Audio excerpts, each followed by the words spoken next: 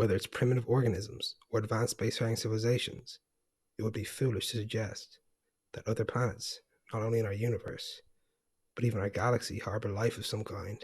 When we knew only of our own solar system, one may have posited that roughly one in a handful of planets do in fact harbor life as we understand it.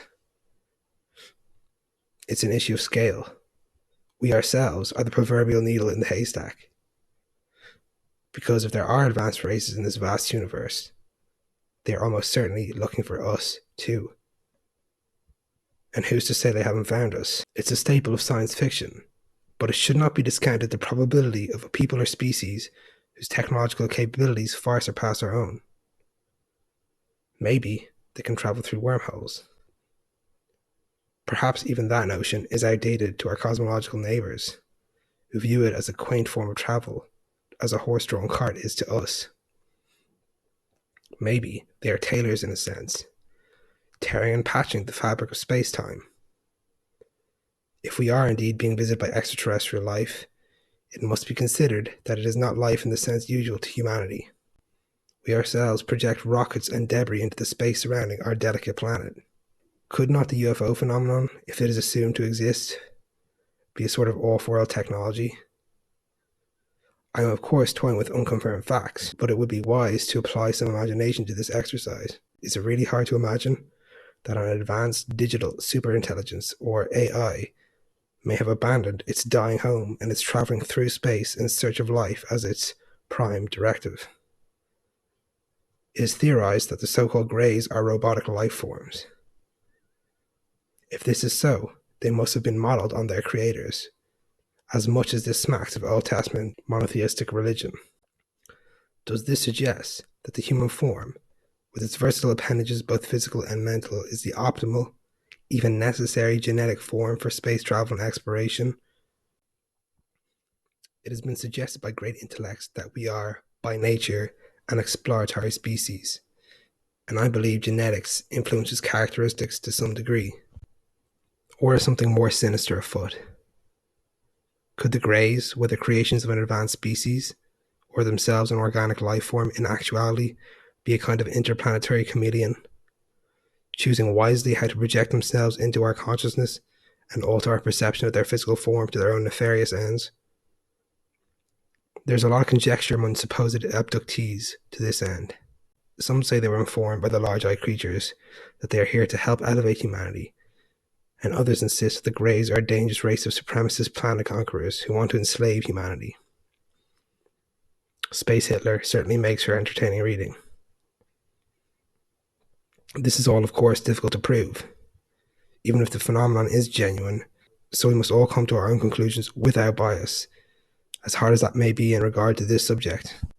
Politicians, from Ronald Reagan to Hillary Clinton, have openly flirted with the disclosure of the UFO phenomenon. John Podesta, a Bill Clinton chief of staff and campaign manager for Hillary Clinton, is known to show a deep and open interest in the field now called UAP, or Unidentified Aerial Phenomena. Disclosure, it seems, is always around the corner. I was first enlightened on this topic by none other than Tom DeLonge, an ex-music star turned UAP researcher who appeared on the tremendously popular podcast The Joe Rogan Experience. I was amazed by his story and its subsequent confirmation as a genuine event, as evidenced by the WikiLeaks email dump, in which he is shown to hold correspondence with Mr. Podesta. Rogan would go on to say DeLonge was the worst guest he's ever had on the topic of UFOs. DeLonge didn't do himself any favours with his vagueness and outright ridiculous proofs he asserted were genuine. Still, the fact that he'd reached out to such high echelons of power and was not stonewalled hints at the fact that whatever UAPs are, they are of concern to the US government. In fact, in August of 2020, an Unidentified Aerial Phenomena Task Force was founded as a branch of naval intelligence. Clearly, something is afoot. This is not to say I am a dedicated ufologist or even an outright believer, merely open-minded to otherworldly phenomena. We live under the colossal shadow of materialism, the idea that the universe is a mechanistic, almost deterministic machine made of sifting dead matter to no end at all. We are informed that we are accidents of matter, and that we are profoundly insignificant due to our reduced position in space, time, and reality. Many of these backwards thinkers, and I say backward because it is a hangover from Newton's work on classical mechanics, seem to view the scale of something as determining its worth. Never mind that human consciousness is practically infinite. Could consciousness be the answer? Consciousness is perhaps the least understood function of our universe. Ask any reputable scientist about the hard problem of consciousness and watch them squirm. The hard problem of consciousness is the problem explaining why and how we have qualia or phenomenal experiences. Are we a ghost in the machine? Is Cartesian dualism correct, and are our minds non-physical entities inhabiting mechanical bodies? I know I'm not a philosophical zombie, but can I be sure you, the listener, are not one? A difficult question to frame, as listening implies awareness, which implies consciousness. I only know that I listen and extrapolate that function as being ubiquitous, an unfalsifiable theory, like the extraterrestrial phenomenon. So, perhaps the universe is empty beyond my mind. And if that is the case, then what exactly am I?